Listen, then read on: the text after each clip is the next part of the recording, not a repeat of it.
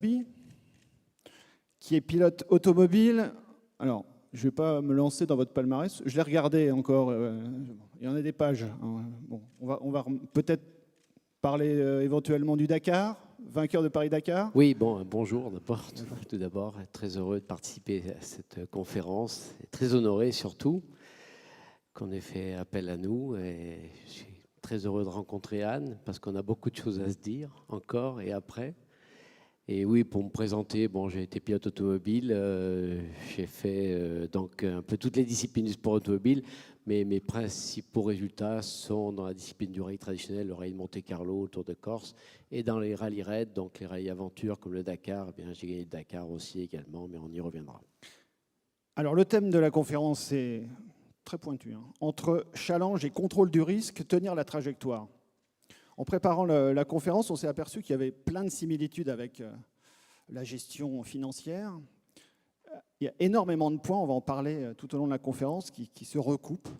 La gestion du risque, la prévention, l'anticipation. Alors, vous pouvez aussi poser vos questions, ça c'est important. Normalement, tout est derrière moi.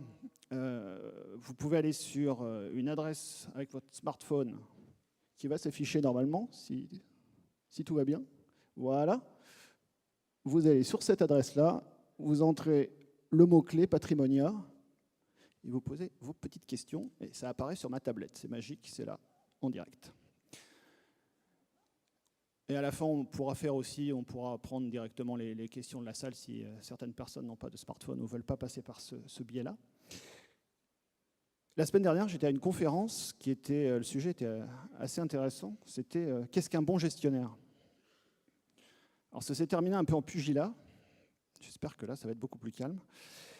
Moi, j'aimerais bien commencer par, on va dire, le basique. Qu'est-ce qu'un bon pilote ou qu'est-ce qu'un bon conducteur ?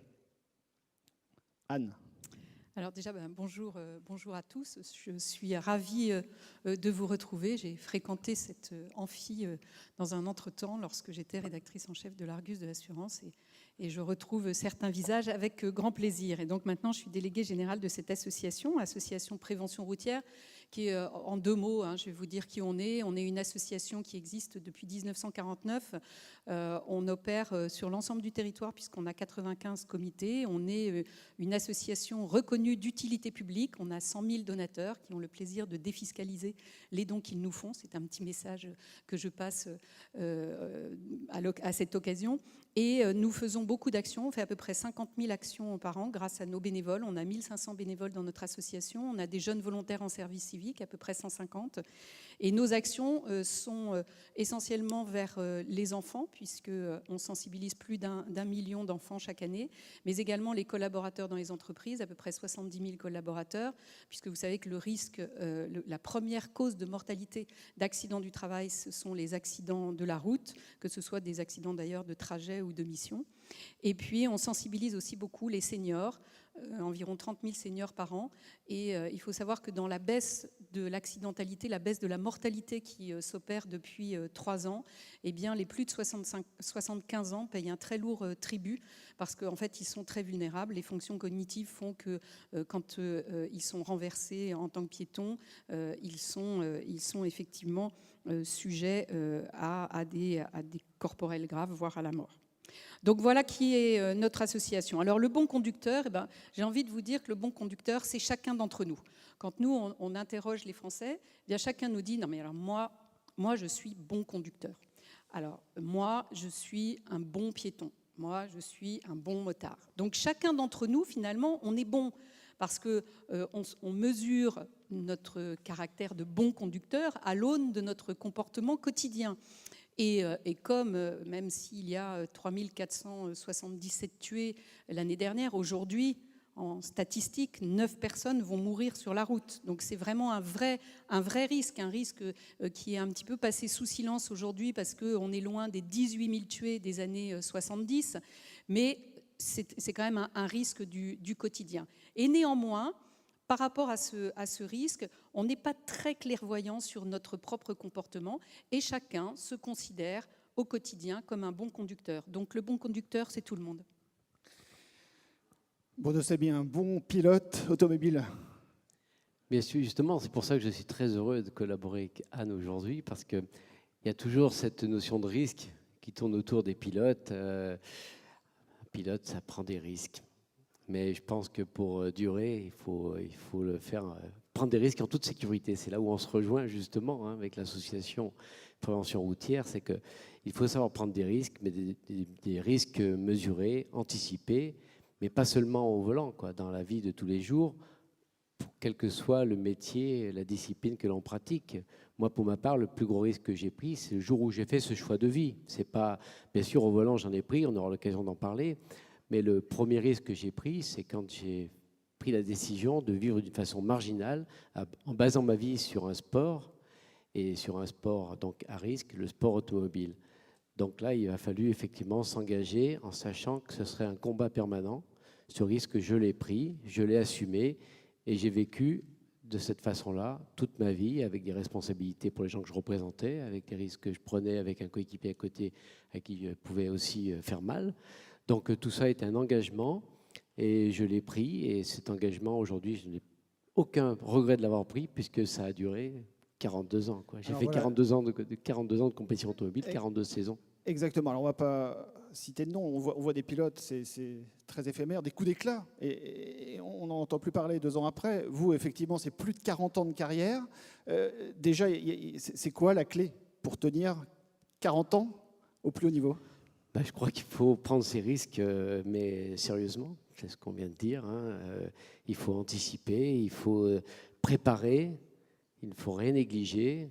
Et puis, il ne faut jamais baisser les bras, parce qu'il y a des tas malheureusement, d'événements qui font qu'on devrait lâcher cette discipline, qui est une discipline donc dangereuse et fragile, parce qu'on ne sait jamais ce qui va nous arriver. Vous représentez un constructeur, un partenaire, du jour au lendemain, il change de politique, et il faut prendre le risque de continuer, et continuer pas toujours dans les mêmes conditions. Donc, ça veut dire repartir dans des conditions plus difficiles.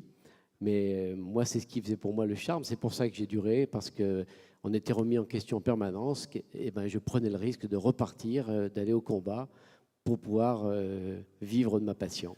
Un risque mesuré tout de même, puisque pour durer plus de 40 ans, il ne faut pas mettre le curseur trop loin, comme dans la gestion financière, entre le risque et le rendement. Si on pousse un petit peu trop le risque, le rendement, des fois on a des mauvaises surprises. Ça veut dire que vous n'avez jamais été trop loin. Est-ce qu'un jour, en course, vous êtes dit là, j'ai peut-être franchi ou j'ai peut-être atteint quelque chose, j'aurais pas dû y aller, j'ai eu de la chance, c'est passé. Est-ce que ça vous est arrivé ? Déjà, pour chacun, je crois qu'il faut sentir la limite, quel que soit le domaine. Donc nous, en sport automobile, on savait que la limite, il ne fallait surtout pas la dépasser si on voulait rester en vie. Et effectivement, on s'est tous fait des chaleurs et on a tiré des enseignements de tout ça. Et je crois que c'est pour tout à chacun de sentir cette limite et de ne pas aller trop loin pour aller justement vers la catastrophe. Alors la catastrophe, bien sûr, en sport automobile, on sait que ça va jusqu'à la mortalité. On en reparlera aussi, malheureusement, sur la route aussi. Il ne faut pas dépasser la limite, parce qu'il y a des risques qu'il ne faut pas prendre. Et je pense que pour votre domaine, c'est pareil, quoi. Il ne faut pas aller trop loin.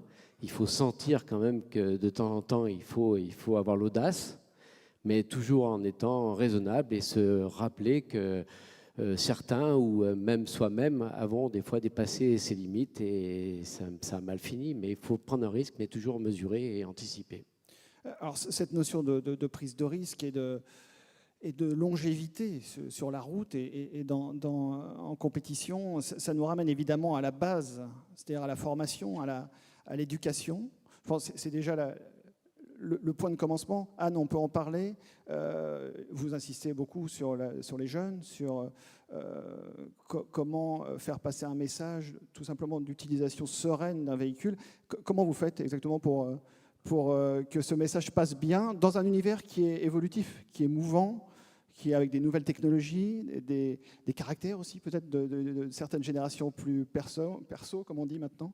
Comment vous faites pour faire passer ce message ? Alors, faire passer ce message, c'est effectivement compliqué. C'est ce que font au quotidien toutes les personnes qui œuvrent autour de cette cause. Après, nous, au niveau de l'association, ce qui est important, et je pense qu'on se rejoindra aussi par rapport à ça, c'est que pour nous, conduire, c'est anticiper.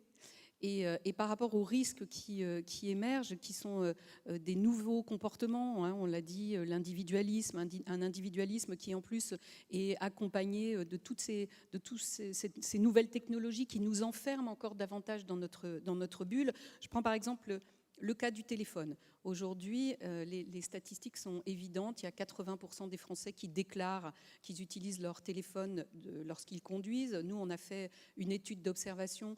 Donc, l'intérêt des études d'observation, c'est que vous regardez sur une temporalité très courte ce que font les Français. Et on a pu se rendre compte qu'il y a presque 9% des Français qui utilisent leur téléphone au volant et qu'il l'utilise en l'ayant à la main. Donc, de toute évidence, quand on a son téléphone au volant, c'est qu'on n'a pas les mains sur le volant. Son téléphone à la main, c'est qu'on n'a pas les mains sur le volant. Donc, il y a des évolutions comportementales qui n'ont pas forcément été anticipées.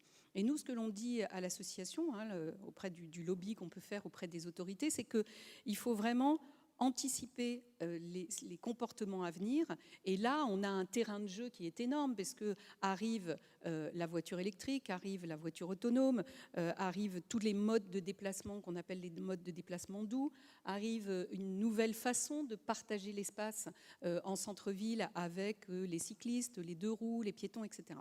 Et il faut éviter l'erreur qui est celle du téléphone, c'est qu'effectivement, pour revenir à votre question sur l'éducation, comme on n'a pas vu venir cette révolution du smartphone qu'on embarque tous dans nos voitures comme si on était encore dans notre salon, eh bien, on n'apprend pas aux jeunes à conduire avec cet outil, avec le téléphone. Nous, on fait quelques séances de sensibilisation sur simulateur. Et effectivement, sur simulateur, on va faire en sorte de faire sonner le téléphone ou demander à quelqu'un de nous envoyer un texto. Et là, il y a une prise de conscience qu'on perd sa trajectoire, c'est le thème, on perd sa trajectoire, ou en tout cas qu'on n'est plus en capacité d'anticiper les risques. Or, conduire, que ce soit, j'imagine, en rallye, mais là, je m'aventure sur un terrain qui n'est pas le mien, mais en tout cas, conduire, ou en tout cas, être à vélo, être piéton, être en deux roues, hein, il ne faut pas stigmatiser le conducteur de la voiture, c'est vrai pour toutes les personnes qui sont en contexte de mobilité. Eh bien, conduire, c'est anticiper. Et c'est anticiper des risques à venir, donc il faut regarder toujours plus loin. Vous prenez l'exemple du smartphone. Là, les générations qui arrivent sont nées avec. Ce n'était pas notre cas. On a l'impression que c'est une extension du bras, quasiment. On vit avec. Et ces générations-là ne voient pas comment se passer d'un smartphone. Est-ce qu'on n'est pas dans une vaste hypocrisie sur la législation ? On a l'impression qu'on a raté une case. Ça a été très vite. Alors, en responsabilité, je ne peux pas vous dire qu'il faut conduire avec son smartphone. En revanche, en anticipation, hein, puisqu'il ne faut pas le faire, je le répète à tout le monde, c'est de toute façon interdit par la loi. Et je rappelle d'ailleurs, chose qui est souvent occultée, c'est que vous ne pouvez pas non plus utiliser votre smartphone quand vous êtes à vélo. Alors, vous ne perdrez pas de points si vous êtes verbalisé, mais en tout cas, vous pouvez être soumis à une amende de 135 €. De la même manière, vous ne pouvez pas être à vélo avec un casque sur les oreilles et écouter de la musique, ce que font à peu près 70% des gens qui prennent un vélo en ville. Bref, par rapport à cette question du téléphone, nous, le parti pris de l'association, c'est de dire... on ne plaide pas contre le soleil, comme disent les Anglais, c'est-à-dire qu'il y a des évidences avec lesquelles il faut travailler. Et donc, par exemple, l'utilisation du smartphone fait un peu partie de ces évidences. On a tout l'arsenal législatif qui ferait que, de toute façon, on devrait tous très tranquillement et très gentiment ranger notre téléphone dans notre sac quand on est au volant et mettre le sac à l'arrière de manière à ne pas être tenté de regarder ce qui se passe. La réalité, c'est qu'elle n'est pas là. Donc, ça veut dire qu'il faut aujourd'hui, selon nous, inclure dans la formation, dans la pédagogie, l'utilisation de ce téléphone. Nos amis belges le font. Quand les jeunes passent le permis de conduire, ils ont une session sur circuit qui les incite à envoyer un texto ou à répondre au téléphone, etc. Et là, il y a une prise de conscience du risque auquel ils s'exposent. Nous, qu'est-ce qui se passe ? C'est que les jeunes ne sont pas formés de cette manière-là. Donc, ils passent le permis, ils ont le permis, ils commencent à conduire, ils prennent un peu d'assurance, donc ils commencent à prendre des risques et ils sortent effectivement le smartphone parce que finalement c'est quand même assez pratique d'avoir son smartphone quand on est dans la voiture. Et c'est là qu'on commence à rentrer dans des zones de danger, c'est qu'on n'a pas appris avec et on fait quand même avec. Bruno Sabi, sur cette formation et sur ces basiques, votre avis? Je suis agréablement surpris justement que vous ayez eu ce réflexe, enfin de penser que c'était une bonne chose que d'apprendre aux jeunes à pouvoir justement je veux dire, se servir de leur téléphone, afin de leur faire démontrer en tout cas où était la limite du risque. Hein. En tout cas, il y a une chose qui est sûre, c'est qu'il faut être concentré pour garder sa trajectoire, c'est ça l'essentiel, donc il ne faut pas être distrait.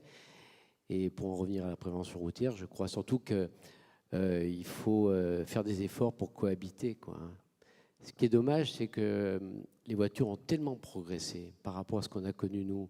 Avant, on était en permanence en danger. D'ailleurs, les statistiques, les accidents étaient beaucoup plus importants. Autrefois, ça progresse, mais c'est pas normal qu'il y en ait encore. Et puis, ça augmente encore, quoi. Là, on repart dans l'autre sens, et ça, c'est dommage.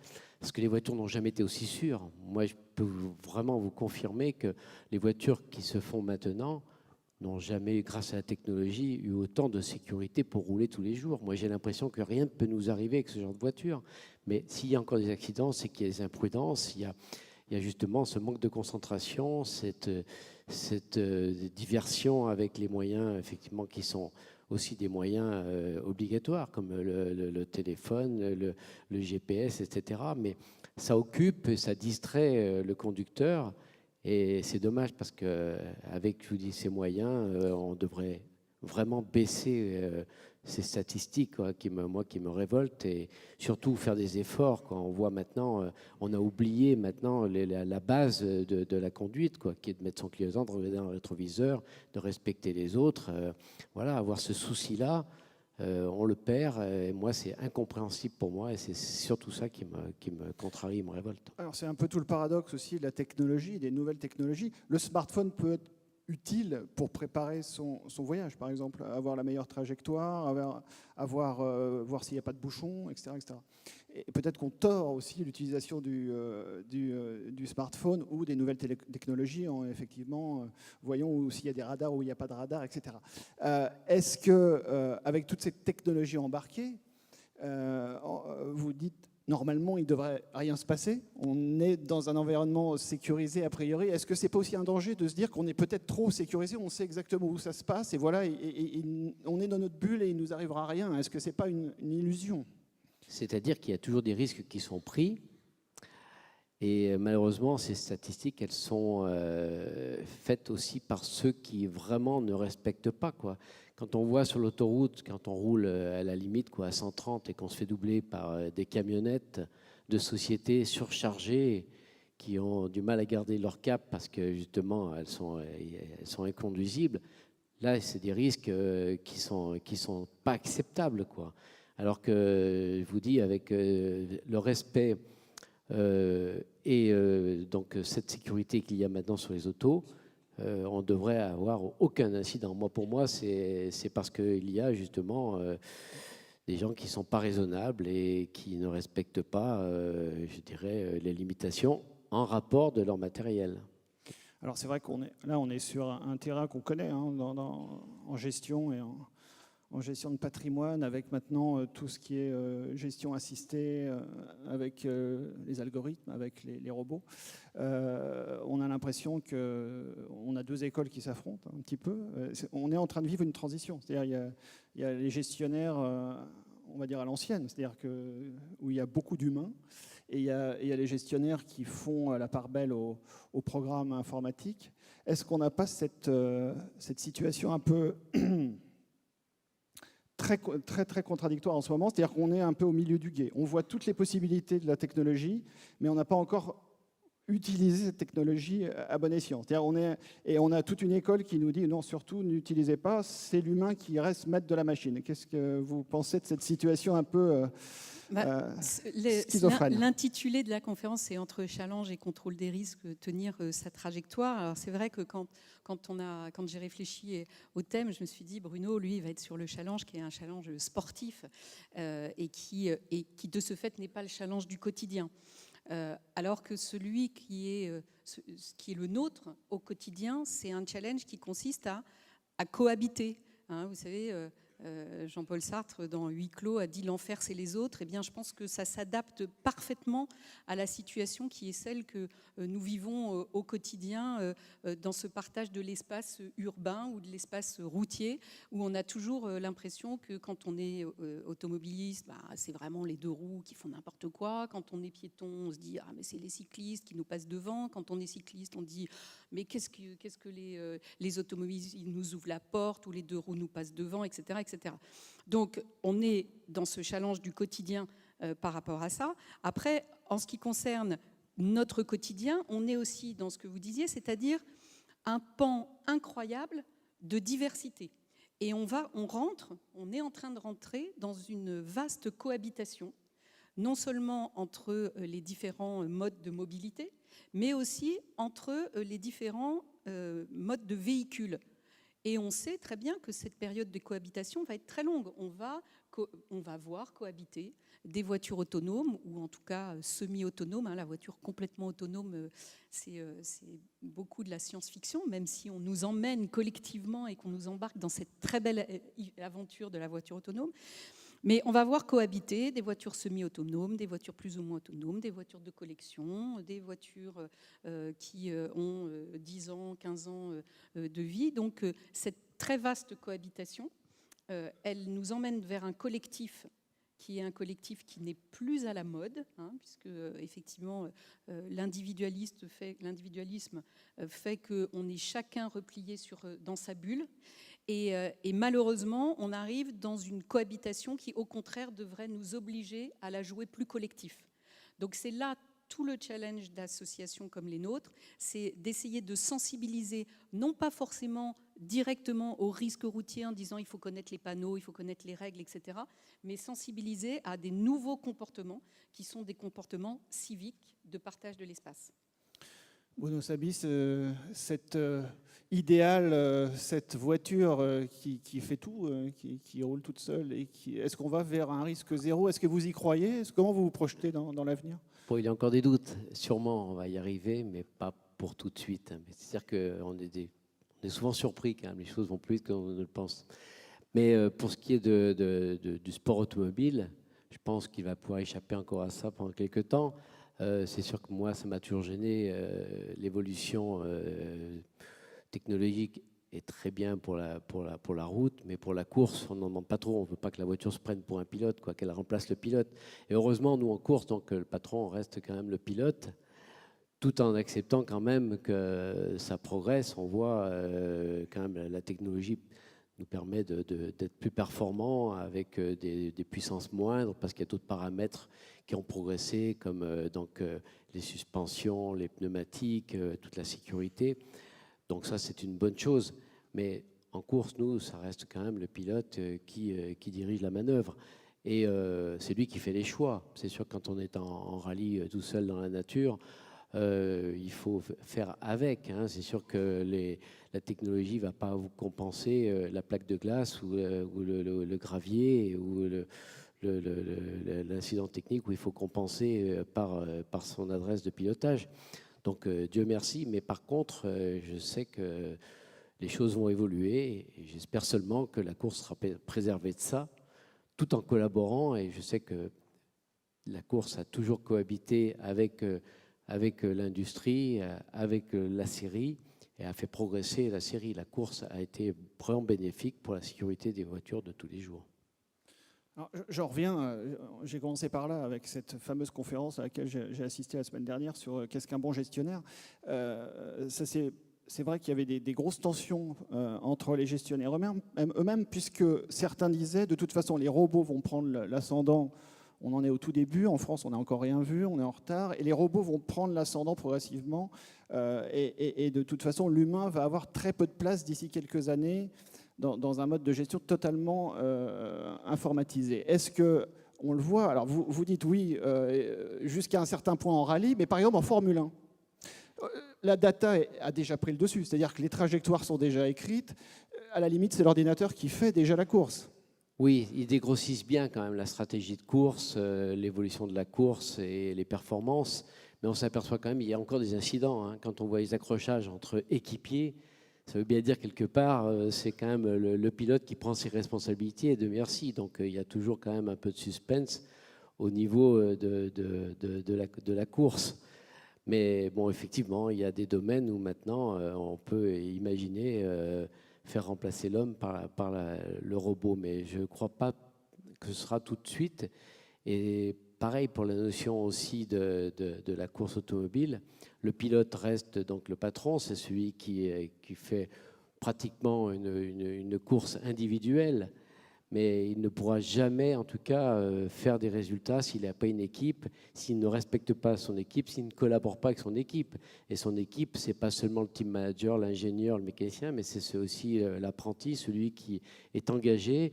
Et toutes ces personnes-là, il faut les respecter parce que c'est grâce à eux et c'est pour eux aussi qu'on le fait, parce que si un constructeur ou un partenaire s'engage dans la course, c'est parce qu'il attend des résultats pour pouvoir justement progresser et sauver son entreprise bien souvent. Donc cette notion de humaine, même si elle est dans la course avec des moyens démesurés et de la technologie, elle restera quand même humaine. Et je pense que ça, dans tous les domaines, c'est indispensable et il faut le respecter. Vous insistez sur cette notion de travail collectif? Absolument. Je pas pense que seulement sans le collectif, le pilote. Oui, c'est ce qu'on a trop tendance à penser. On se dit, bon, c'est le pilote qui fait sa course, je dirais même personnelle et égoïste. Non, il pense, enfin, si on veut durer, quoi. C'est sûr que il y a des pilotes qui peut-être veulent faire un coup, ils se disent, bon, allez, pas de stratégie de course, pas de consigne de course. Et puis, tant pis, moi, cette course-là, elle est pour moi, quoi. Elle n'est pas pour l'équipe, mais cela, il ne dure pas, quoi. Moi, j'ai basé ma vie sur la longévité parce que je ne me voyais pas vivre autrement que dans ce domaine-là. Et je savais qu'il fallait prendre des risques et toujours mesurer et puis penser à son équipe. Anne Lavaux, est-ce que malgré toute cette technologie et toutes ces avancées fulgurantes, est-ce que l'avenir n'est pas finalement dans le collectif? Est-ce que c'est ça la notion qu'il faudrait faire passer en tête en premier lieu? Comprendre qu'on n'est pas tout seul? Alors, je voudrais juste réagir par rapport aux données que vous évoquiez tout à l'heure. Pour nous, la voiture connectée, donc là, on n'est plus sur la voiture autonome, hein, on est sur la voiture connectée, donc celle qui est capable de mesurer un certain nombre de comportements. Eh bien, cette voiture connectée, elle peut être une opportunité quand même par rapport à la prévention et à la sécurité routière. Il ne faut pas tout jeter par rapport à ces sujets-là, parce que à partir du moment où on capte des données qui sont des données individualisées, on peut se dire, bon, ben, finalement, on peut établir un diagnostic du comportement routier de chacun d'entre nous et pourquoi pas diffuser ensuite des messages de prévention qui soient totalement personnalisés. Donc là, je pense qu'il y a une analogie aussi peut-être avec la gestion de patrimoine, c'est-à-dire que mieux connaître, c'est aussi pouvoir mieux sensibiliser sur des risques ou en tout cas sur un message personnalisé. Alors le collectif, ça rejoint ce que je vous disais tout à l'heure, c'est-à-dire que par essence, le partage qui est celui de l'espace urbain et de l'espace routier, il est collectif. On n'est jamais seul sur la route. On vient, nous, de faire une campagne de communication tout l'été sur ce thème-là, parce qu'on est parti d'une étude qui est assez sidérante, où on sait que 90% des Français, en fait, prennent leur smartphone, même s'ils n'ont pas de notification, même s'il ne se passe rien, à des moments où ils se sentent seuls. Et chacun d'entre nous, on a pu voir des gens à la terrasse des cafés ou même sur un banc public ou au volant de sa voiture, prendre son téléphone, il ne se passe rien, il jette un regard d'une seconde, sauf qu'une seconde, quand vous êtes à 50 km/h, vous parcourez déjà un certain temps. À 50 km/h, une seconde, c'est 14 mètres. À 90 km/h, c'est 25 mètres. Donc, ce n'est pas anodin quand on conduit. Donc, ce côté collectif, il est inhérent au partage de la route. Il faut faire avec. Et c'est vrai qu'il y a eu des évolutions. On parlait tout à l'heure du centre-ville. On a de plus en plus de centres-villes qui sont soit en zone 30, voire en zone partagée. Vous savez, c'est ces jolis panneaux qui associent un vélo, un piéton et une voiture. Et la réalité, c'est quoi? C'est que comme on n'a pas éduqué le public à ces espaces-là, eh bien, on se retrouve dans des espaces où chacun ne pense pas qu'il est ensemble avec les autres, mais qui pense qu'il a la priorité sur les autres. Et c'est ça le collectif et le mental qui a changé. C'est qu'aujourd'hui, on sait qu'on est avec les autres, mais on pense toujours qu'on a l'ascendant sur les autres. Alors, il y a des questions qui arrivent. Il y a une question là, qui est fondamentale, c'est est-ce qu'il ne faut pas mettre le paquet finalement sur la technologie parce qu'on est humain et que le risque est inhérent à l'homme? Est-ce qu'il ne faut pas laisser faire le travail des Valeo et autres forestiers, autres équipementiers automobiles qui trépignent d'impatience? Pour les avoir rencontrés encore récemment, ils ont toute cette technologie, ils ont envie d'y aller, ils voient l'électrique arriver, ils veulent y aller, ils veulent aller sur toutes ces technologies, forcément, où il y a de la valeur ajoutée aussi. De moins en moins d'humains. Est-ce que finalement c'est ça l'avenir? Et il ne faut surtout pas hésiter. Et cette période d'entre-deux qu'on est en train de vivre, en quelque sorte, cette transition qui risque de durer, si on vous écoute, qui commence seulement et qui risque de durer pas mal de temps, est-ce qu'il ne faudrait pas l'accélérer? Ça va très vite déjà. Ça, on est surpris quand même. On est les premiers étonnés de voir tout ce qui s'est passé ces dernières années. Inévitablement, ça va progresser. Je sais que tous ceux qui sont dans l'automobile, pas seulement les constructeurs, donc tous les accessoiristes, eh bien, sont en avance. Il va sûrement falloir faire avec, mais il va falloir surtout que chacun respecte tout le monde. On en revient toujours au même point, cette notion de respect, de cohabitation, et c'est comme ça qu'on pourra, à mon avis, réussir tous ces progrès. Pour vous, Anne, sur cette accélération de l'histoire, vous la voyez évidemment au quotidien? Alors, c'est assez évident. Et dans le cadre de cette conférence et puis dans le cadre même de notre activité au quotidien, il faut en effet qu'on anticipe, qu'on ait ce pas d'avance. Néanmoins, il y a un sujet qui est très intéressant par rapport aux nouvelles technologies, quelles qu'elles soient, c'est le degré d'acceptabilité. On a vu que le smartphone la valeur d'usage du smartphone s'est imposée très vite. Et même si le smartphone a des potentialités énormes et qu'on n'en utilise peut-être qu'1%, sa valeur d'usage pour chacun d'entre nous, elle est évidente. En ce qui concerne la voiture autonome, les premières études aujourd'hui qui ont été faites révèlent que dans le discours que l'on fait sur la voiture autonome, on gomme toute une partie, et je pense que Bruno, ce serait intéressant de faire réagir Bruno là-dessus, qui est le plaisir. En fait, les Français, quand on les interroge par rapport à la conduite, essentiellement, que ce soit d'ailleurs en moto ou en voiture, eh bien, ils aiment conduire. Ils sont contents de conduire. Et ce plaisir-là, ils ne sont pas prêts à y renoncer tout de suite. Et donc, aujourd'hui, le problème de la voiture autonome, c'est que sa promesse est une promesse de sécurité, mais elle n'a pas encore réussi, alors il faut lui laisser le temps de s'installer, mais elle n'a pas encore réussi à emmener les humains vers quelque chose qui est obligatoire dans la nature humaine, c'est le plaisir. Sur cette notion, évidemment. Je confirme, on a toujours aimé en France l'automobile. Ça a été un moyen d'évasion unique. Je crois qu'il n'est même pas encore remplacé. Donc, puis on s'aperçoit maintenant qu'il y a énormément de passion pour l'histoire de l'automobile. La voiture de collection n'a jamais eu autant de succès. Pas seulement pour les spéculateurs, parce qu'on sait que c'est un bon placement, vous le savez vous tous aussi, mais il y a cette notion de plaisir. On a toujours aimé l'automobile et on peut le comprendre, c'est souvent une œuvre d'art. On assiste à des événements, des rencontres de collectionneurs, de clubs, de passionnés de l'histoire de l'automobile. Et c'est rassurant parce que c'est vrai que bien souvent, on se rappelle que les constructeurs français, les pilotes français ont fait l'histoire de l'automobile, du sport automobile. On en est fiers.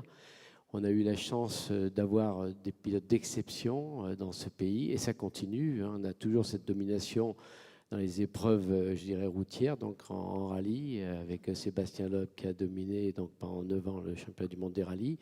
Le relais a été pris par Sébastien Ogier. Il y a d'autres pilotes qui arrivent. En circuit, c'est pareil. On a de plus en plus de pilotes qui reviennent aussi en Formule 1. Les constructeurs qui gardent le contact. Il n'y a jamais un constructeur qui s'est privé d'un service compétition. Tous ont justement un service qui permet donc de développer aussi en collaboration avec la série.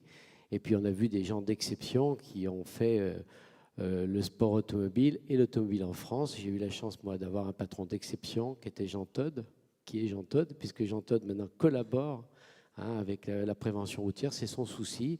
Jean Todt, après avoir été donc le patron de la compétition chez Peugeot, c'est lui qui a redressé l'équipe Ferrari, et maintenant c'est le président donc de la FIA, donc non seulement dans un rôle de président du sport automobile, mais aussi de l'automobile en général, et sa priorité est la sécurité, quoi. Donc il est très soucieux de l'avenir de l'automobile. On sait qu'il y a plus d'1 million de morts par an. Oui, il est ambassadeur auprès de l'ONU sur la question de la sécurité routière, et c'est 1,3 million tués par an dans le monde.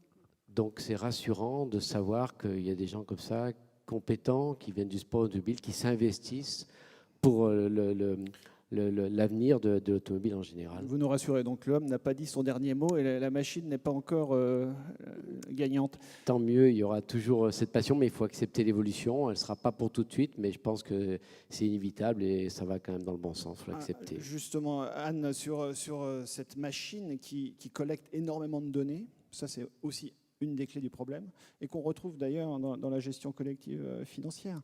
Ce sont des machines à data sans fin, sans limite.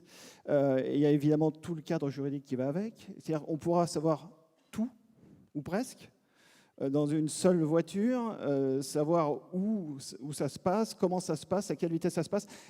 Ça vous fait pas peur, ça, déjà Alors, en théorie, ce que vous décrivez, c'est effectivement la réalité. Après, on a une directive européenne sur la protection des données personnelles, qui d'ailleurs va rentrer en application en mai. J'imagine que l'ensemble de l'assistance ici est bien au courant de cette réglementation. C'est un règlement d'ailleurs européen, c'est pas une directive. Donc il y a un cadre.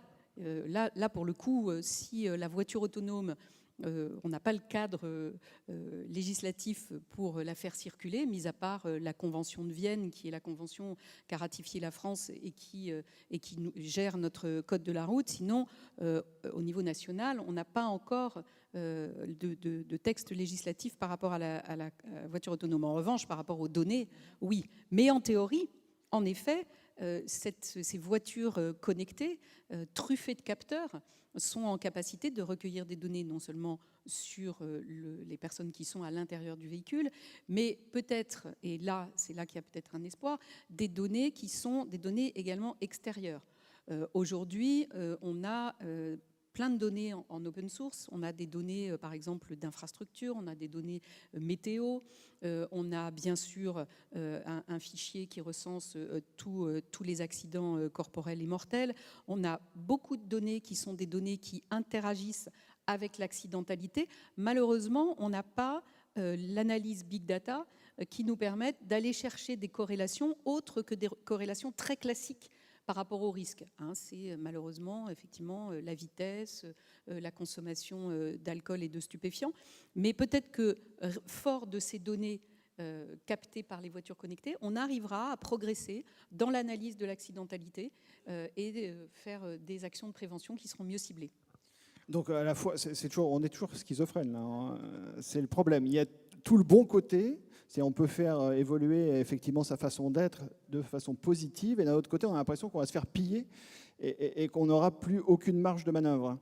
Le curseur n'est pas encore placé, donc tout se joue bientôt. C'est devant nous. C'est ça, l'histoire est en marche, en quelque sorte. Mais le curseur n'est pas placé, et il y a de grandes chances qu'il mette du temps à basculer que d'un côté ou de l'autre, et peut-être que jamais il ne basculera d'un côté ou de l'autre. Et ce qu'on décrit là démontre toute la complexité qui va être celle de ceux qui seront dans un véhicule ou qui devront circuler. C'est-à-dire qu'on aura à gérer énormément plus de paramètres. Aujourd'hui, quand on circule, finalement, on a beaucoup de chances de croiser une voiture qui ressemble à la vôtre, même si elle n'a pas exactement le même âge, même si ce n'est pas le même modèle, finalement, elle fonctionne de la même façon. Là, il va falloir apprendre à conduire en intégrant de nouveaux types de véhicules que vous allez croiser et qui auront certaines fonctions qui agiront en autonomie et d'autres qui seront reprises par le conducteur. De la même manière, comme un certain nombre d'aides à la conduite qui existent déjà peuvent être désactivées, ce n'est pas parce qu'une voiture ressemble à une voiture qui pourrait être autonome qu'elle l'est déjà. Donc, dans l'analyse des signes qu'il faut faire pour bien conduire, eh bien, cette anticipation va être de plus en plus complexe. Donc, pour moi, conduire et se conduire dans le partage de la route va être de plus en plus difficile. Sur ce point, alors, et c'est vrai que technologiquement, maintenant, on a des outils incroyables à disposition. Les simulateurs, c'est quelque chose pour vous, par exemple, vous vous en servez pour progresser, pourquoi pas, même après 40 ans?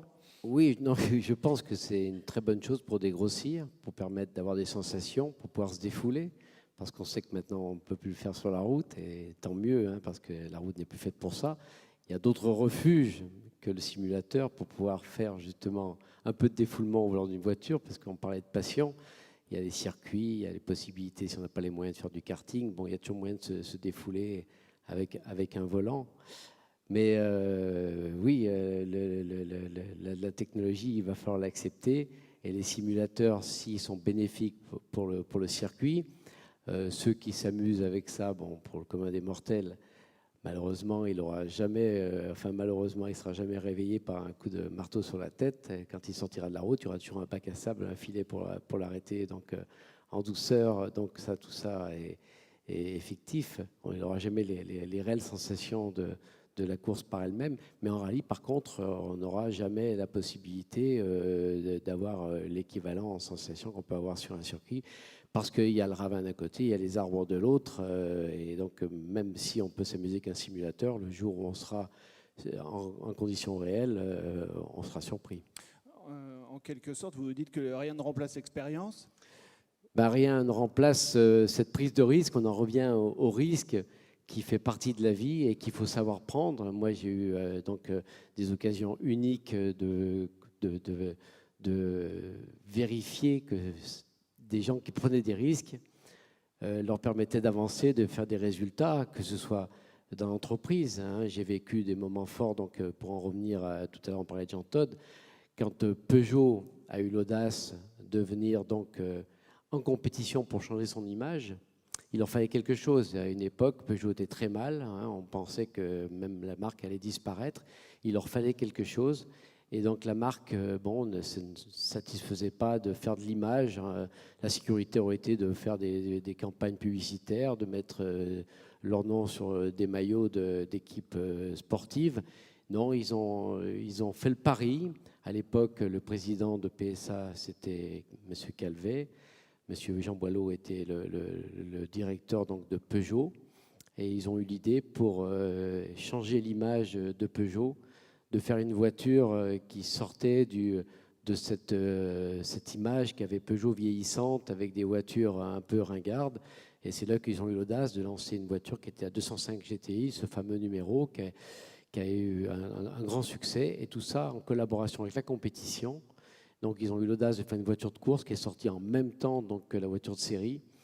Et j'ai revu encore dernièrement, parce que j'étais sur les grandes heures, là, donc un événement automobile réussi sur le circuit de Montlhéry, où j'ai rencontré la famille Peugeot et qui était contente de me retrouver et de me dire vous avez collaboré au succès du retour de Peugeot au haut des constructeurs grâce à la compétition, donc grâce au génie de Jean Todt qui avait monté son équipe, en prenant le risque aussi de faire une voiture audacieuse, puisque la 205 Turbo 16, donc la voiture de course, était une voiture qui n'avait jamais eu l'occasion jusque-là techniquement de faire ses preuves, puisque c'était un moteur central avec une 4 roues motrices.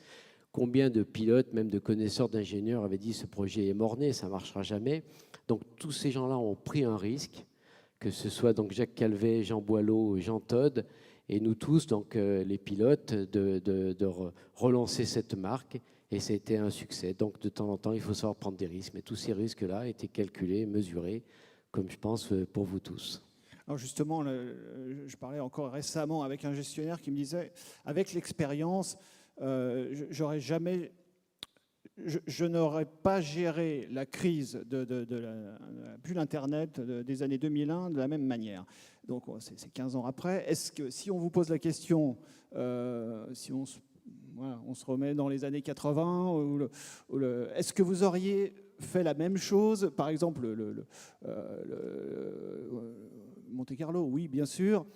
il y a eu des courses beaucoup plus difficiles aussi. Est-ce que vous auriez fait avec l'expérience la même chose, et peut-être en plus ou en moins, en bien ou en mal? Comment vous voyez les choses avec le recul et Bon, l'expérience? on a toujours pris des risques, on a toujours été audacieux, mais l'expérience nous aidait justement à faire des résultats en prenant moins de risques, en prenant des risques calculés. Et ça, on le retrouvait surtout dans les disciplines comme le Paris-Dakar, où il fallait justement, je dirais, endurant, stratégique, pour pouvoir remporter ces épreuves. C'est sûr que quand on dispute pour la première fois un Paris-Dakar, on ne pense qu'à la vitesse, on ne pense qu'à la performance. Et donc, on évite de paniquer si on a une crevaison ou deux, ou si on a une erreur de parcours. On se dit, ça y est, la course est foutue, on est en train de galérer. Et puis, donc, on s'aperçoit à la fin de la journée que vos adversaires ont eu plus de galères que vous. Alors ça, vous tirez des enseignements de tout ça. Donc, c'est de l'expérience. C'est de savoir que quand vous prenez un coup, eh bien, vous vous en souvenez, et quand vous vivez une situation difficile, elle vous permet aussi après de faire de meilleurs résultats. Je crois que c'est pour toutes les corporations et toutes les disciplines pareilles. Alors Anne, justement sur cette notion d'expérience, est-ce qu'en France on est assez équipé? On a la conduite accompagnée par exemple, qui était peu répandue, qui l'est maintenant, qui entre dans les mœurs. Pour vous, ce sont des choses qui font progresser pour les plus jeunes et qui peuvent effectivement aller dans le sens d'une meilleure sécurité dès le début de sa carrière, si on peut Oui, dire. indéniablement, la conduite accompagnée, c'est un vrai succès, et ça a des vertus en termes de prévention et de sécurité routière. Donc ça, c'est une excellente chose. Vous savez que les jeunes, les 18-24 ans, payent un très lourd tribut à la mortalité routière, qu'ils sont plus exposés, que de toute façon... Et ça, c'est inhérent à la psychologie humaine. C'est une tranche d'âge où on cherche à challenger sa propre vie, et donc on prend des risques. Et nous, ce que l'on analyse, par exemple, par rapport à la voiture autonome, c'est que très fréquemment, vous entendez le discours, 90% des accidents de la route sont dus au facteur humain. Enlevons l'humain et on règle les accidents de la route.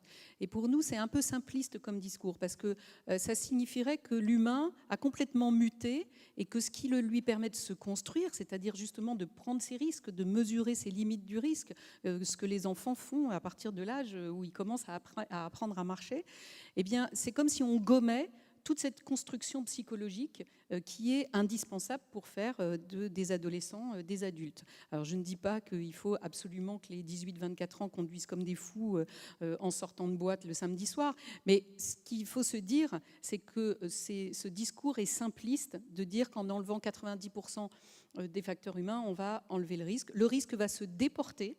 Nous, on en est vraiment convaincus, et on a créé un think tank sur la voiture autonome pour analyser ça. Le risque va se déporter. On aura sûrement une chaîne du risque qui va être différente avec la voiture autonome, mais l'humain ne va pas changer fondamentalement, et il ira se challenger, il ira chercher ce besoin de risque ailleurs. Alors peut-être sur les circuits. Justement, Voilà. La compétition va permettre de se défouler. Je crois qu'on le trouve dans toutes les disciplines sportives. Il y a toujours des élites, mais il y a ceux qui font ça pour le plaisir, et ça peut se pratiquer aussi pareil en sport automobile. Un peu comme en gestion d'ailleurs, quand vous avez 40 années derrière vous d'expérience au plus haut niveau. Comment on fait pour se remettre son titre en question l'année d'après? Comme je vous disais au début, donc c'est un choix de vie. Hein, quand on a décidé de faire quelque chose de sa vie, bon, bien sûr, moi c'était une passion profonde, c'était un peu marginal que de vouloir vivre du sport automobile. Mais une fois que j'ai pris cette décision, rien ne pouvait m'arrêter. Et je pense que c'est pareil pour tout le monde. Chacun peut y trouver un intérêt dans son choix de vie, hein, de se fixer des objectifs, des challenges. Il n'y a rien de plus motivant dans la vie que de se passionner pour ce que l'on fait avec des objectifs. Donc, c'est peut-être plus facile pour un coureur automobile que pour un gestionnaire, mais je pense que aussi on peut se fixer des challenges et être pleinement heureux dans son domaine. Quand vous voyez sur la route, est-ce que vous n'avez pas envie des fois d'intervenir en tant que pilote de rallye?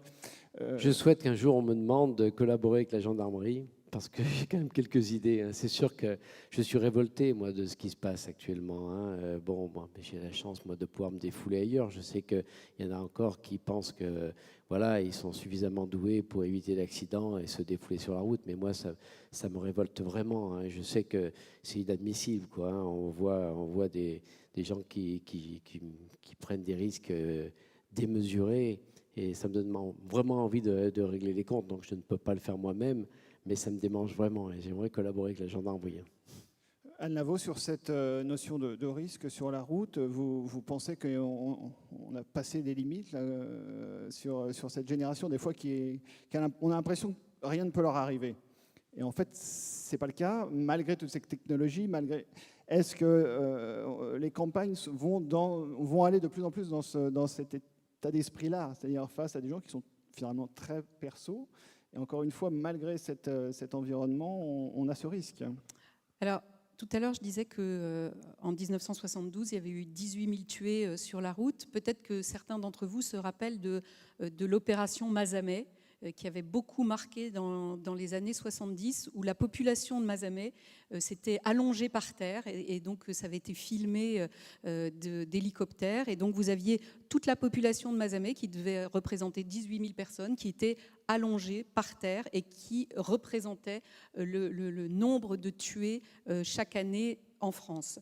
À ce moment-là, il y avait une prise de conscience très très forte. Et je vais faire une analogie avec les vaccins. Vous savez, il y a eu des campagnes de vaccination pour la polio, il y a eu des campagnes de vaccination, bien sûr, pour la tuberculose, etc. Et aujourd'hui, la maladie a disparu. Et comme la maladie a disparu, eh bien, on remet en cause le remède, on remet en cause le vaccin. On se dit, finalement, on n'a pas besoin de se vacciner. Et toutes les personnes, et on a eu le cas par exemple avec la rougeole a disparu, et je crois que l'année dernière, il y a eu des enfants qui sont morts de la rougeole.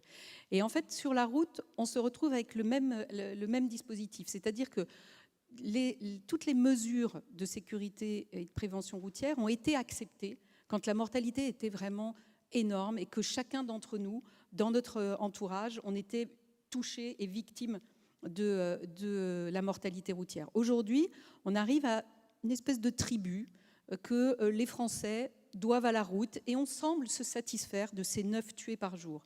Et c'est là qu'il y a une difficulté dans les messages qu'on doit faire passer et qu'on peut faire passer, parce qu'on n'est plus audible par rapport à un risque qui est en plus comparé et mesuré à l'aune d'autres risques. Aujourd'hui, des risques terribles comme celui du terrorisme sont des risques qui angoissent énormément les Français. Et là, il n'est pas question de comparer. Comparaison n'est pas raison en la matière. Mais c'est vrai que les Français sont beaucoup plus sensibilisés à ce risque-là qu'au risque automobile. Et le résultat, il ne manque pas. C'est comme avec la rougeole tout à l'heure. Eh bien, les comportements se modifient, on reprend des mauvaises habitudes, alors qu'on sait que pour installer un geste aussi simple que celui qui est le clic de la ceinture, un petit clic vaut mieux qu'un grand clac, on se souvient tous de ça, eh bien, il faut presque une génération. Donc la prévention, c'est très long. Le temps de prévention est un temps long, alors que le temps de changement des comportements est court et qu'il s'est accéléré avec justement l'arrivée de toutes les nouvelles technologies. Alors, oui, vous nous dites 9 morts dans une journée normale, une journée banale. C'est une statistique, c'est une règle de 3 mais bêtes et méchants. Est-ce que justement, certains pays sont très offensifs dans les campagnes, ils n'hésitent pas à choquer, je pense à l'Angleterre, je pense même l'Espagne, sont des pays qui n'hésitent pas à aller très loin dans l'image. C'est une image, mais 9 morts, si vous levez le matin en disant il va y avoir 9 morts dans un attentat, tout le monde va être affolé, paniqué. Là, c'est ce qui se passe finalement au quotidien avec la circulation. Est-ce qu'on ne va peut-être pas assez loin en France ? Alors, il y a une étude très intéressante que vous pouvez consulter les uns et les autres sur le site de la Fondation Maïf et qui a analysé justement les campagnes de communication et l'impact sur les Français. Or, les Français ne sont pas comme tout le monde. Et ils ne sont pas comme les Anglais. Ça ne vous surprendra pas. Et qu'est-ce qui se passe avec les messages de prévention choc en France ? C'est-à-dire que vous avez un message de prévention choc, un accident, du sang, des morts, etc. Il va y avoir un impact psychologique immédiat. Mais très vite, le Français intellectualise le discours et il va se mettre dans une position de déni par rapport à ce qu'il aura vu. Il va dire « oui, c'est terrible, mais ce n'est pas moi ». Et contrairement à aux anglo-saxons, par exemple, qui par rapport à un message comme ça vont ensuite modifier leur comportement, eh bien, nous, en France, on va avoir un peu un réflexe inverse C'est-à-dire qu'on va se mettre dans une position de déni qui va faire que ces messages chocs vont perdre toute leur efficacité et au contraire vont avoir un effet contre-productif. C'est la raison pour laquelle on est dans des discours qui sont, par rapport à ce risque routier, beaucoup plus intellectualisés, de manière à accompagner plutôt les Français à réfléchir par rapport à leur prise de risque, plutôt qu'à avoir ces images chocs. Donc, un effet immédiat, mais si 5 minutes plus tard, vous êtes dans le déni, non, c'est pas moi, ça peut pas m'arriver, ça sert à rien. Bruno Sabile, sur cette façon de gérer le risque et le grand risque, comme vous le disiez au tout début, le risque de l'accident, évidemment, dans une course. Vous y pensez, ça, quand on est au volant ? Inévitablement, mais si on est encore en vie, justement, c'est parce qu'on en était conscient et qu'il fallait bien sentir cette limite. C'est toujours pareil, on en arrive à cette notion de limite, donc anticiper les risques pour pouvoir durer. Donc vous nous dites, en fait, sur 40 ans et plus de 40 ans de carrière, vous avez pris des risques, mais mesurés et finalement calculés dès le début de votre carrière. Vous aviez déjà des plans à long terme ? À tous les niveaux, on savait que pour durer, il fallait justement s'investir, mais en prenant certains risques. C'est sûr que le sport automobile, c'est une discipline quand même onéreuse. Et quand j'ai démarré ma carrière, je n'avais pas de moyens, donc c'était la débrouille avec les copains, c'était séduire beaucoup de monde pour pouvoir vous aider, et puis rapidement rendre des comptes. Alors c'est là justement où il y a cette notion de trouver le bon compromis au niveau du risque, prendre des risques, faire des résultats, mais pouvoir continuer aussi sa carrière. Quand vous investissez dans une voiture à crédit et que vous la cassez, bon là, ça y est, la saison est finie, donc vous continuez à payer une voiture que vous n'avez plus, donc vous pouvez plus investir dans une autre. Donc il fallait trouver le bon compromis. J'ai eu énormément de copains. Moi, j'avais la chance d'habiter dans une région comme Grenoble, où il y avait 12 rallyes par an qui passaient, et toute ma classe voulait devenir pilote automobile. C'était un rêve. Mais certains ont tenté, et malheureusement, ils ont pris des risques qui ne leur ont pas permis de pouvoir poursuivre leur apprentissage, et ils ont été obligés d'arrêter. Donc c'est là où il faut trouver toujours le bon compromis pour pouvoir... faut être patient, il faut être très patient. Il faut savoir que son heure va venir, il faut essayer d'attirer son attention et puis de rassurer ceux qui investissent sur vous, sur ceux qui vous font confiance. L'association prévention routière, c'est pas un message important, ça, finalement, quand on commence à conduire, peut-être rappeler aux gens qu'ils vont conduire très longtemps. Quand on est jeune, on a 18 ans, on vient d'avoir son permis, on se dit que c'est formidable, une voiture, on fonce, on y va. Mais en fait, on ne s'inscrit pas sur la durée comme ça. Est-ce que ce message-là, finalement, il n'est pas nécessaire de le faire passer au sens où on sera aussi conducteur à 60 ans, à 70 ans, peut-être plus ? C'est un message d'avenir aussi, en quelque sorte. Alors, nous, on travaille beaucoup avec des psychologues, puisque tous les programmes de sensibilisation qu'on développe, que ce soit pour les tout-petits, puisqu'on fait des programmes de sensibilisation à partir de l'âge de 3 ans, jusque pour les seniors, on les développe avec des psychologues. Il se trouve que par rapport à beaucoup de choses, et en particulier par rapport à des comportements comme la conduite, c'est très difficile d'embarquer un jeune de 18 ans sur son avenir. C'est la même chose par rapport à l'éducation, c'est la même chose par rapport à une carrière. On ne peut pas, quand vous avez 18 ans, le message sur vous dans 40 ans n'est pas recevable. Vous ne vous projetez pas dans 40 ans. Donc c'est difficile d'avoir cette durée. Vous avez raison, ils savent qu'ils passent le permis de conduire et qu'ils vont l'avoir à vie. Ça, ils le savent. En revanche, ce qu'on est incapable de savoir, c'est que... Enfin, ce qu'on est incapable de comprendre, on est capable de le comprendre intellectuellement, mais en tout cas pas par rapport à vos propres fonctions cognitives. Vous n'êtes pas capable de vous projeter chez quelqu'un qui va commencer à avoir des problèmes de mobilité, par exemple au-delà de, pour certains, 70 ans, pour d'autres 75 ans, pour d'autres 80 ans, mais où les fonctions cognitives vont être un petit peu amoindries, où la vue sera plus difficile, etc. C'est pas possible de se projeter quand on a 20 ans dans ce futur-là. Donc, il vaut mieux progressivement, avec ce qu'on appelle le continuum éducatif, faire en sorte de pouvoir toucher et sensibiliser les populations à différentes étapes de leur vie d'adulte, plutôt que d'essayer de tout dire quand on a 18 ou 20 ans et qu'on passe son permis. Il y a déjà fort à faire pour essayer de les sensibiliser aux risques qui vont être ceux qu'ils vont prendre dans les 2 premières années de leur permis. Mine de rien, on n'arrive pas à faire baisser, on est à une sorte de seuil en ce moment, on a fortement, vous le disiez tout à l'heure, fait baisser le taux de mortalité. Mais là, on arrive à un seuil, on a l'impression que c'est incompressible. C'est pas normal, puisque les autres pays, enfin les autres pays européens en tout cas, qu'on peut comparer, ont des meilleurs résultats. Est-ce que ça veut dire que, comme en économie, on dit qu'en France, on est très mauvais à l'école pour enseigner l'économie, la finance, c'est une cata, on est complètement à côté de la plaque. On a beaucoup de retard par rapport à certains pays dans l'éducation même économique française. Est-ce qu'on a raté quelque chose? Est-ce qu'on n'est pas encore assez bon sur l'instruction civique, ça s'appelle, finalement? Alors c'est vrai, on en parlait tout à l'heure quand on préparait cette conférence, nos 1500 bénévoles qui font toutes ces actions dans les écoles, de temps en temps, le retour qu'ils nous font, qu'ils nous disent oui, c'est vrai, on fait des actions de sensibilisation au risque routier, mais on a vraiment plutôt l'impression de faire des actions d'éducation civique. Et on revient au point qui était celui qu'on abordait tout à l'heure, c'est-à-dire à ce collectif, à ce partage de l'espace avec les autres et faire en sorte de toujours interagir avec l'autre. Et ça, c'est essentiel. Donc peut-être qu'on n'est pas très bon. Nous, on sait que notre association met beaucoup d'énergie et beaucoup d'efforts sur ce sujet-là. Peut-être qu'il faudrait que ce soit encore davantage dans les programmes éducatifs.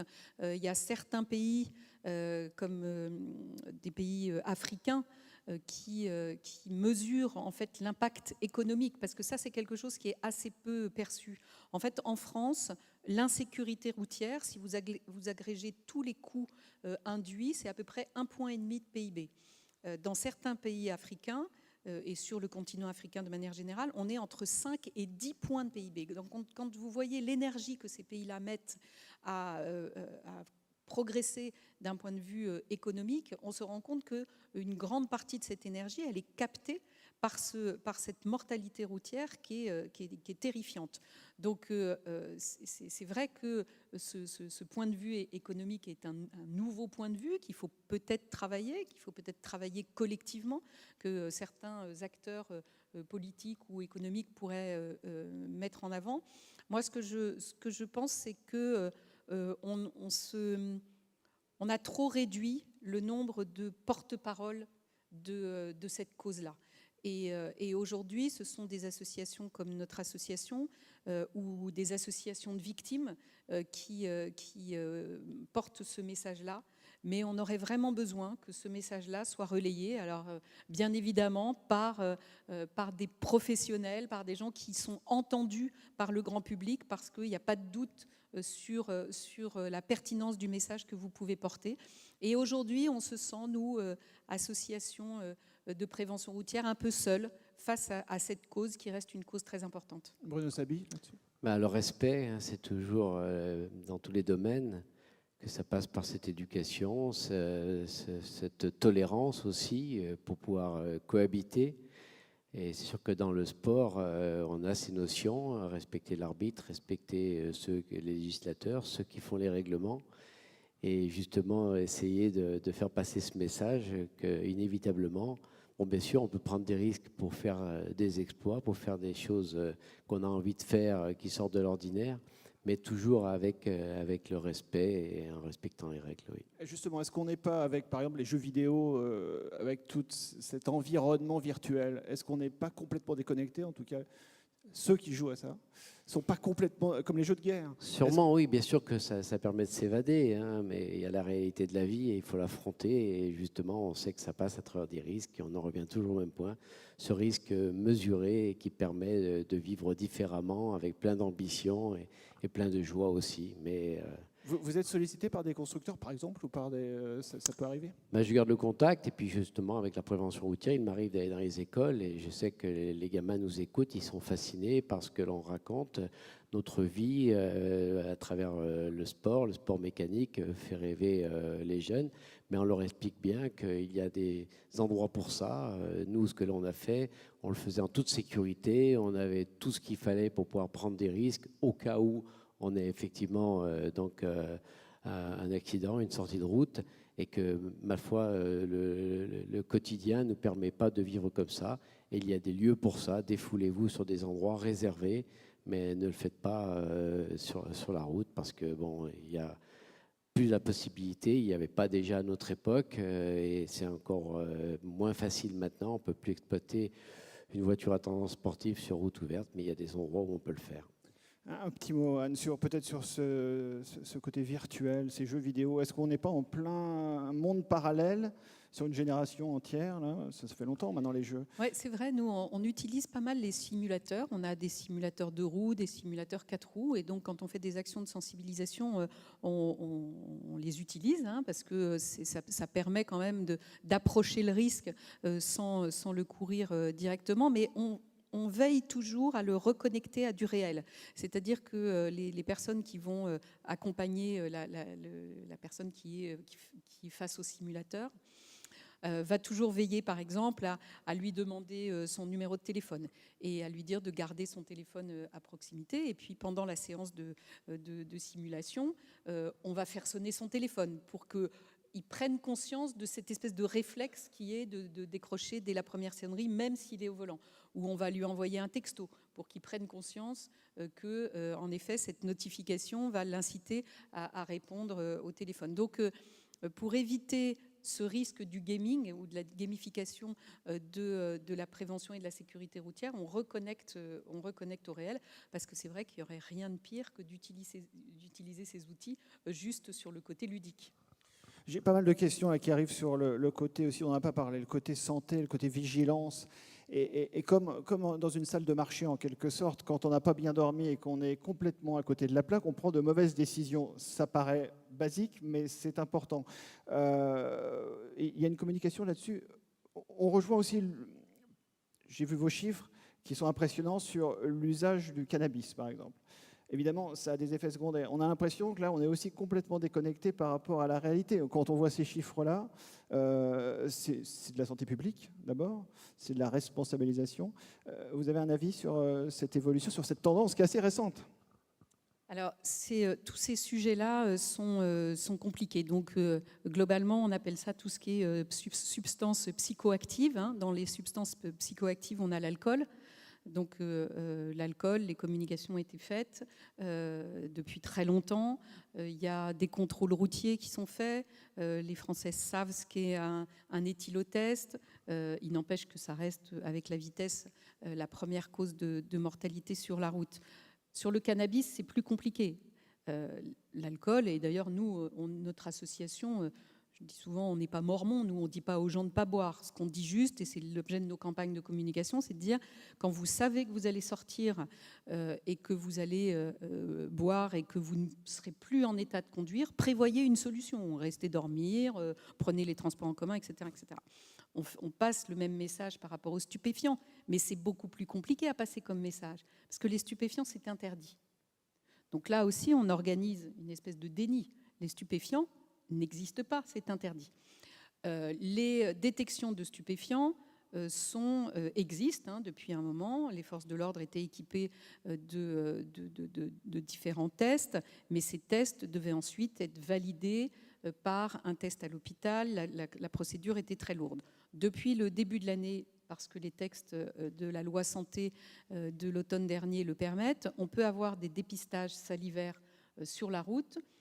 Quand le premier dépistage salivaire est positif, on en fait un second, toujours au bord de la route, et ce second dépistage fait foi. Donc il n'y a plus besoin d'avoir cette procédure très lourde. Donc ça veut dire que dans les statistiques, on va voir progresser de façon exponentielle les contrôles positifs aux stupéfiants. Bon, on sait que c'est un facteur aggravant et que souvent on a stupéfiants et alcool mêlés. Mais il ne faut pas oublier dans ces produits psychoactifs les médicaments. La France est champion du monde, je crois, dans la consommation d'anxiolytiques. Beaucoup de médicaments sont consommés sans qu'on prenne soin de retourner la boîte et de lire les petits pictos qui vous donnent des informations concernant votre capacité à conduire ou pas si vous êtes sous ce traitement-là. On est en train de mener une campagne avec la MACSF, qui est l'assureur d'une très grande partie des médecins et des professions médicales en responsabilité civile, pour leur dire engagez le dialogue avec vos patients par rapport à la conduite. La somnolence que ces médicaments peuvent provoquer est une cause de mortalité. La somnolence est d'ailleurs la première cause de mortalité sur autoroute. Donc, ce n'est pas anodin. Donc, la somnolence, c'est un sujet. Et bien sûr, la fatigue, quand on rajoute tout ça à la fatigue, on est dans un cocktail accidentogène évident. Bon, Sabi, d'un point de vue sportif, ça vous est arrivé de prendre le volant avant une course en vous disant là, je ne suis pas lucide, j'aurais pas dû venir à la limite, j'aurais dû rester couché. Ça vous est arrivé, ça? Non, ben là, il faut se faire violence et surtout, il faut vivre sainement. C'est sûr qu'une carrière sportive demande beaucoup d'efforts, beaucoup de sacrifices. Ça aussi, il faut le savoir. Quand les jeunes me demandent comment j'ai fait pour vivre de ma passion, je leur explique par toutes les étapes lesquelles je suis passé et ils sont surpris, quoi. Ça demande beaucoup d'efforts. C'est une vie basée sur le sacrifice, donc pas de sortie, pas d'alcool, toujours avec cet objectif d'être performance le jour J. C'est pour ça qu'on arrivait toujours prêt.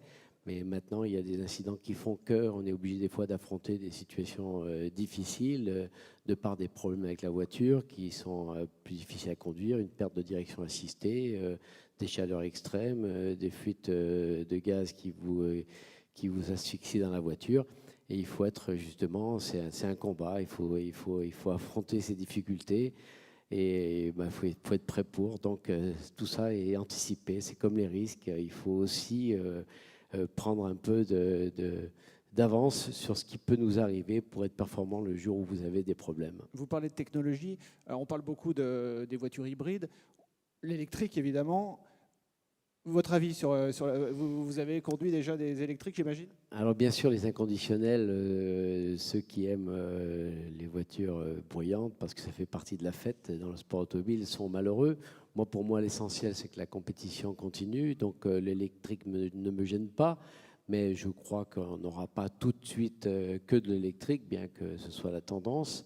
C'est pour ça que justement, on a toujours ces beaux rassemblements de voitures historiques, parce que certains ont toujours la nostalgie de cette époque. Donc je pense que c'est toujours pareil, il faut trouver ce compromis pour pouvoir cohabiter et avoir une certaine tolérance après, à partir de tous ceux qui ont des passions différentes. Et il faut l'accepter. Et je crois que le sport automobile a encore un bel avenir, parce que c'est quand même une corporation de passionnés. Et plus qu'on ne le pense, les gens sont... Je suis surpris que toutes ces voitures à tendance sportive aient toujours encore à la cote, bien qu'on ne puisse plus les exploiter et utiliser sur la route. Donc la passion de l'automobile y est toujours, la passion donc, de la belle chose et puis du sport en général.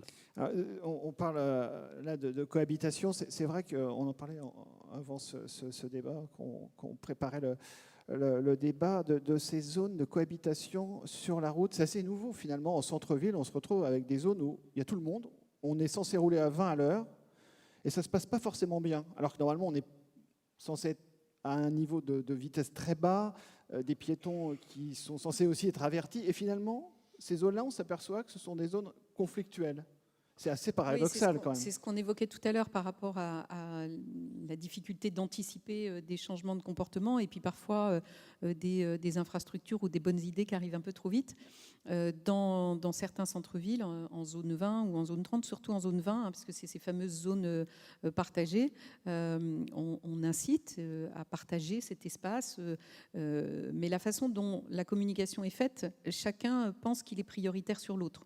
Et c'est vrai que ça crée des zones de conflit, mais là encore, on revient sur les basiques, on tourne autour depuis tout à l'heure, c'est-à-dire que le contrôle du risque et cette trajectoire sont bien tenus à partir du moment où il y a un respect mutuel, mais avec la difficulté qu'aujourd'hui, ce n'est pas forcément les valeurs qui sont à la mode.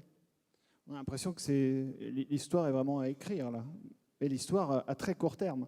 C'est intéressant de voir effectivement ces zones qui sont assez nouvelles finalement, et on a l'impression qu'on n'a pas anticipé cette façon d'être collective, alors que la voiture est avant tout un réflexe individuel. C'est cet affrontement qui n'est pas encore clarifié, on va dire. On a l'impression. Ce qui est évident, c'est que le côté très individualiste qui s'est renforcé depuis quelques années et qui a été, on l'a dit tout à l'heure, amplifié par tous ces outils numériques qui nous permettent de nous enfermer dans notre bulle très facilement. Hein. On peut mettre notre casque, prendre son téléphone et on n'est plus à Lyon, mais on est en direct sur Skype avec un ami qui est à New York ou à Hong Kong. On perd complètement cette notion de l'espace immédiat. On est propulsé dans un espace virtuel qui nous dépasse et on s'enferme du coup dans sa bulle. Et en fait, ce comportement-là, il est accidentogène parce que on perd la notion de l'espace immédiat, du risque immédiat, du danger immédiat, et on se laisse embarquer vers une promesse qui est certes formidable, mais qui est dangereuse si on est au volant, à pied, à vélo ou en deux roues. Il y a un beau challenge finalement sur les prochaines années. Pas mal de travail pour vous. Sur l'avenir, comment vous voyez, Bruno Saby, cet avenir, on imagine des courses de voitures autonomes, par exemple, non ? Ça vous inspire ? Là, je ne vois pas trop effectivement comment ça va évoluer de ce côté-là, donc j'espère quand même que ça va durer encore un petit peu. Et puis, bon, il y a toujours cette notion de remise en question, s'adapter, et ça, ça a été ma vie, ça a été la course, ne pas avoir peur de tirer les enseignements d'un échec, hein, ça aussi, ça fait partie des risques pris. On fait quelquefois des choix qui ne sont pas les bons, mais on s'aperçoit qu'on en tire suffisamment d'enseignements pour recommencer quelque chose et réussir justement grâce à ces échecs. Merci beaucoup, merci pour ce mot de conclusion, Monsieur Bruno Saby. Merci Anne Lavaux. Merci à vous. Merci à vous tous et à bientôt. Merci.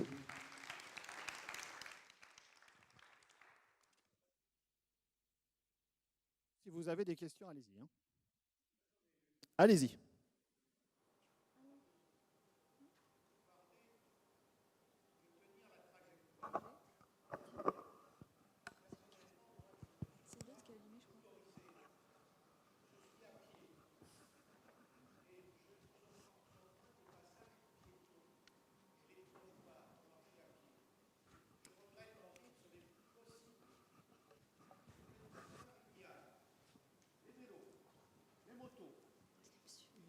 Merci, ça va.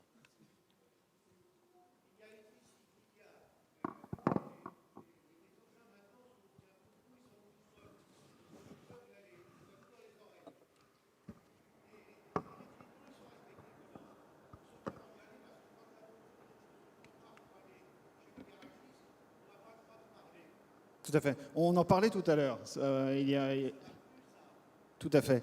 Sur les nouveaux moyens de déplacement en particulier, c'est assez intéressant parce qu'il y a des nouvelles technologies qui arrivent. Mais en effet, ce que vous décrivez, monsieur, c'est ce qu'on nous décrit très souvent et qui est une situation vécue par la plupart des citadins.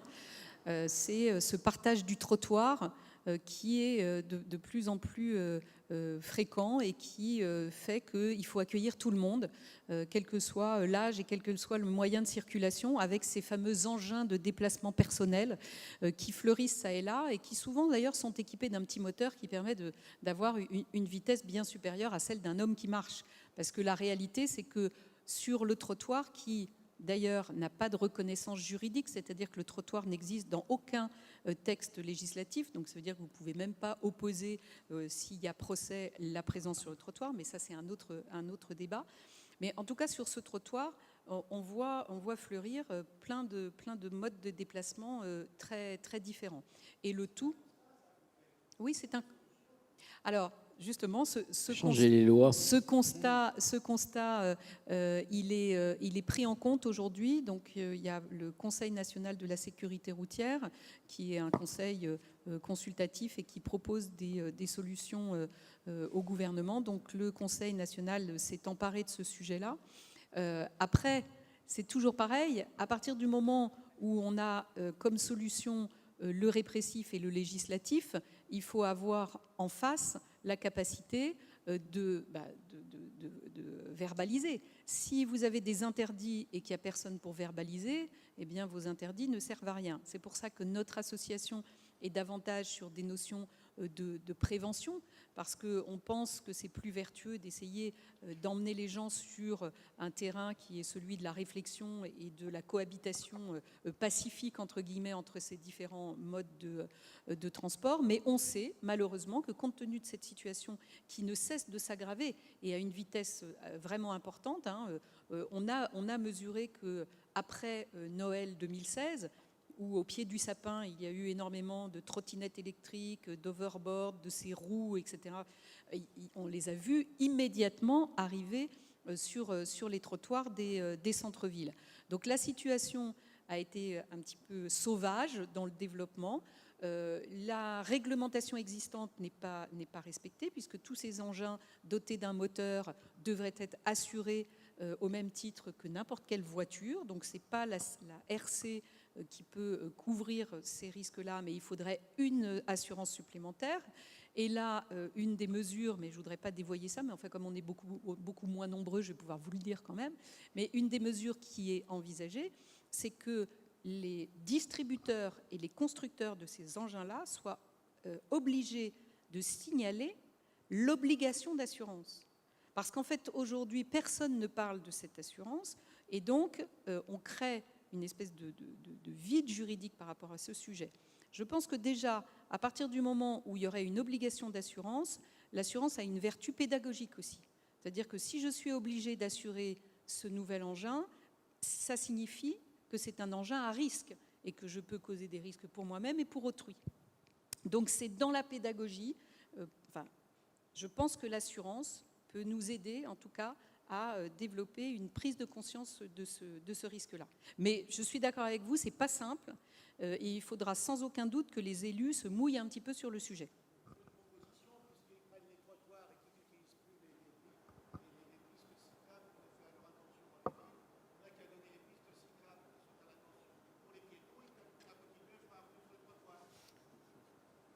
Voilà, on voit bien que le partage de l'espace est compliqué. Merci, monsieur.